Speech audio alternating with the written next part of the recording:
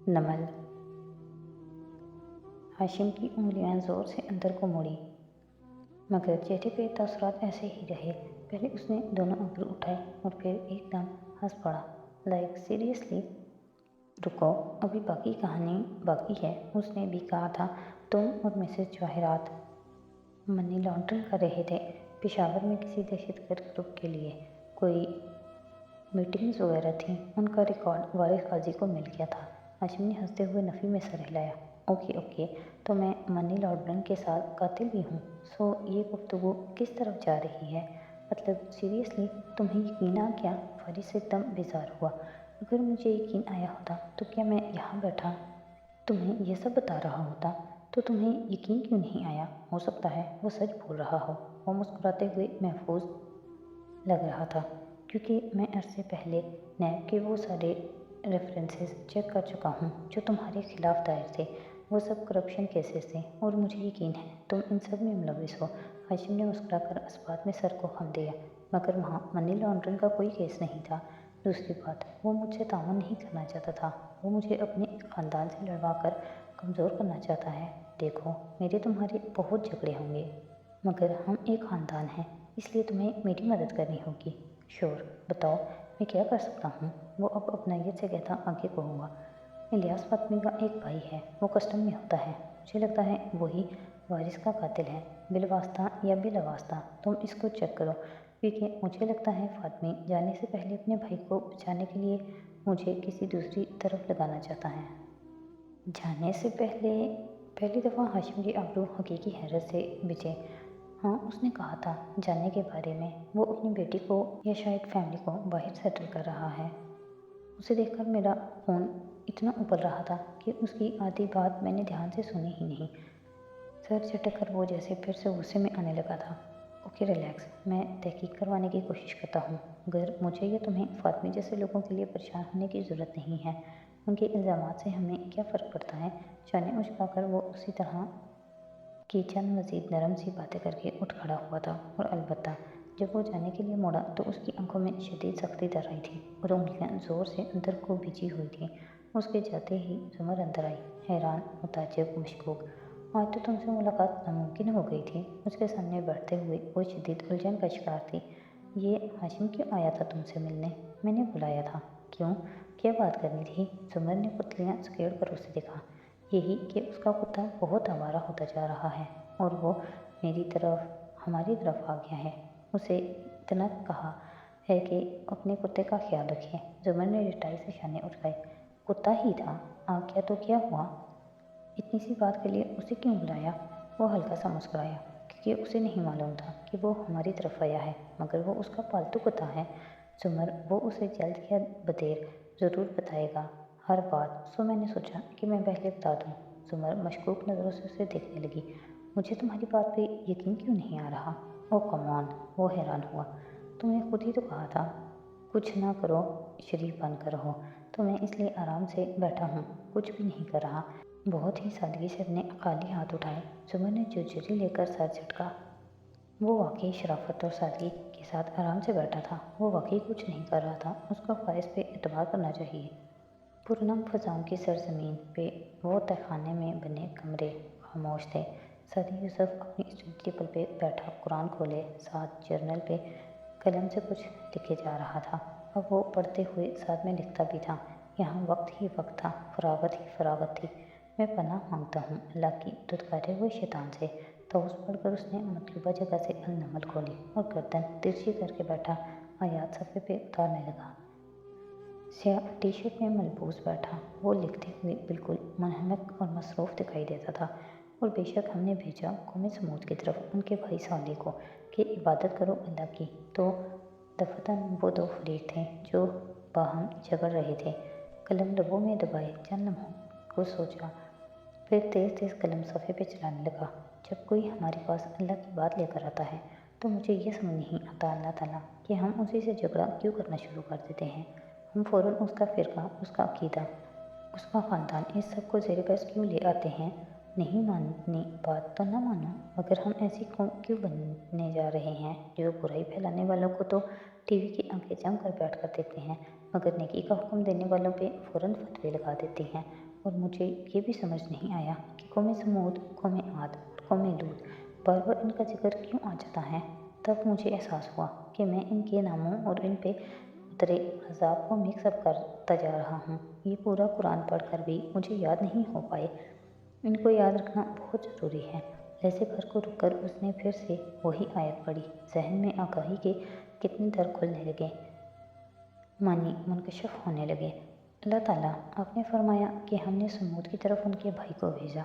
समूद के लोगों का भाई सालेह, यानी अल्लाह ताला आप लोगों के पास उनके जैसे ही किसी बंदे को भेजते हैं, उसमें उन्हीं जैसी खूबियाँ और खामियाँ होती हैं ताकि लोग इससे रिलेट कर सकें। मगर नहीं, हमें तो मुबल्लिग के नाम पे फ़रिश्ता चाहिए होता है। पहले ज़मानों के लोग भी यही कहते थे, अल्लाह ने फ़रिश्ता क्यों नहीं उतारा। अब भी यही कहते हैं, इस आलम, इस मुबल्लिग में फ़रिश्तों वाली खुसूसियत क्यों नहीं है। फिर सर झटकर अगली आयत पढ़ी। क्या कहा साले ने अपनी कौम को, क्यों तुम बुराई को भलाई से पहले मांगने में जल्दी कर रहे हो। क्यों नहीं तुम अल्लाह से बख्शिश मांगते ताकि तुम पे रहम किया जाए। वो हल्का सा मुस्कुराया और फिर उसी तरह लिखने लगा। अल्लाह ताला, मुझे इस आयत को पढ़कर हमेशा ये लगा कि इंसान अपनी दुआओं से बचाना चाहता है। बेइख्तियारी में मुँह से निकली दुआएं अंदर की कशमकश की अक्कासी होती हैं। इस ज़माने में लोग फ़ौरन क़यामत मांग लेते थे कि भाई नाजिल करो फ़रिश्ता और बराबर करो हिसाब। आजकल के लोग खुद ही जजमेंटल होकर सारे हिसाब किताब पूरे कर देते हैं। मुबल्लिग को भी कटहरे में ला खड़ा करते हैं और चाहते हैं कि खुद ही जज, ज्यूरी और जल्लाद बनकर दीन वालों का फ़ैसला सुना दे। अतात ना करने के भी कितने बहाने हैं इंसानों के पास। ज़रा देर को कलम वाला हाथ रुका। दरमियानी उंगली की ऊपरी पोरे में दर्द सा होने लगा। राइटर्स एक्ट लिखना कितना मुश्किल काम था। चंद लम्हे के आराम के बाद आगे बढ़ने लगा। इन लोगों ने कहा, हम बुरा शुगन लेते हैं तुमसे और इनसे जो तुम्हारे साथ है। कहा साले ने, तुम्हारा शुगन अल्लाह के पास है, बल्कि तुम एक गुरु हो जो आजमाए जा रही हो। अरबी कितनी दिलचस्प ज़ुबान है अल्लाह ताला। वो मुस्कुराते हुए तेज़ तेज़ कलम चला रहा था। शगुन के लिए तायर का लफ्ज़ इस्तेमाल किया गया है। तायर कहते हैं परिंदे को। अहले अरब परिंदों से फाल लिया करते थे। समूद वाले सालेह अलैहिस्सलाम को ये बता रहे हैं कि हमें तो तुमसे बुरी फीलिंग आती है और तुम्हारे साथ वाले मोमिनीन से भी। ये इंसान की एक बहुत बड़ी आजमाइश होती है। जब आपको किसी बात को नहीं मानना हो तो उसको और उसके साथ मौजूद तमाम हम ख्याल लोगों को लेबल कर दो, उनको कोई भी नाम दे दो। सेकुलर, मॉडर्न किस्म के लोग ऐसे मुबल्लिगीन को कद्दामत पसंद, दकियानूसी, शिद्दत पसंद कहते हैं। और दीन वाले जिनकी आदत होती है दूसरे दीन वालों की टांग खींचना, वो इनको कम इल्म, कम अक्ल, गुनहगार, नापाक और ऐसे हर इस लक़ब से पुकारते हैं जिसमें कहने वाले की पाकीज़गी की नुमाइश हो और बेचारे मुबल्लिग की तजलीस हो। बहाने, सब बहाने हैं कि बस किसी तरह हक बात मानने से बच जाऊँ। इस वक्त हम भूल जाते हैं कि ये तो महज एक आजमाइश है। हम खुदा नहीं हैं, फिर खुदा की तरह लोगों को जज क्यों करने लगते हैं। हम खुद फरिश्ते नहीं हैं, फिर फरिश्तों की तरह लोगों के गुनाहों और खामियों का हिसाब किताब क्यों रखते हैं। सफ़ेद सफ़ा धीरे धीरे स्याह होता जा रहा था। उसे लगा आज वो तल्ख बातें सोच रहा है, शायद इसलिए कि वो खुद भी तल्ख होता जा रहा था। ख्वाब ठीक कहता था, वो अपनी मासूमियत खोता जा रहा था। इधर कुरान फरमा रहा था, और थे शहर में 9 गिरोह, 2 फसाद करते थे ज़मीन में और नहीं करते थे वो इस्लाह।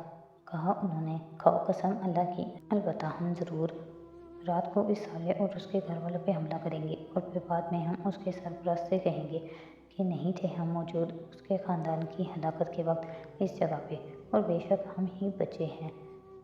9 गिरोह, सुबहान अल्लाह। वो मुस्कुरा कर लिखने लगा, मक्का में भी 9 बड़े कबाइल थे और इसी तरह उन्होंने हमारे नबी पाक सल्लल्लाहु अलैहि वसल्लम के बारे में चाल चली थी कि रात को हम वो नापाक काम कर लेंगे और सुबह मासूम बन जाएंगे। आजकल के मुबल्लिगीन के लिए भी लोग चालें चला करते हैं, मगर लोगों को एक बात याद रखनी चाहिए कि फसाद फैलाने वाले वही होते हैं जो खुद किसी की इस्लाह नहीं कर सकते। खैर, दिलचस्प बात यह है कि अल्लाह ताला कि वो आपके नाम की कसम उठा रहे थे।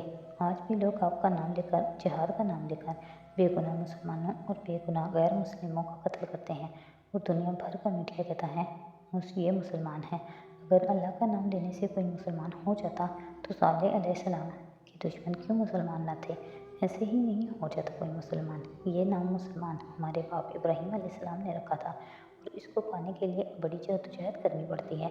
اللہ کے लिए لڑنے والے اور اللہ کا نام لیकर اپنے مذموم مقاصد کے لیے لڑنے والے برابر نہیں ہوتے۔ لفظ سیاہ جگمگاتے ہیروں کی طرح دودھیا کاغذ پہ بکھرے تھے اور وہ دھیرے دھیرے گویا مزید نگینیں پرو رہا تھا، اور انہوں نے چلی ایک چال اور ہم نے کی ایک تدبیر اور وہ شعور نہیں رکھتے تھے۔ بس دیکھو کس طرح انجام ہوا ان کی چال کا۔ بے شک ہم نے تباہ کر کے رکھ دیا ان کو اور ان کی قوم، سب کے سب کو۔ استغفر اللہ، اس نے جرجری لی اور پھر سے قلم کاغذ پہ رگڑنے لگا۔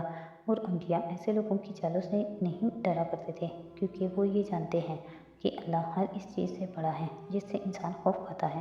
جبرائیل علیہ السلام کی ایک چیخ آئی اور پھر زلزلہ آیا اور وہ ساری قوم تباہ ہو گئی۔ لکھتے لکھتے اس نے قرآن کے جگمگاتے مگر اداس کر دینے والے حروف کو دیکھا۔ وہ کہہ رہے تھے، تو یہ ہیں ان کے گھر، خالی، گرے ہوئے، بوجہ اس کے جو انہوں نے ظلم کیا۔ یقیناً اس میں ایک نشانی ہے اس قوم کے لیے جو ظلم رکھتی ہے، جو علم رکھتی ہے۔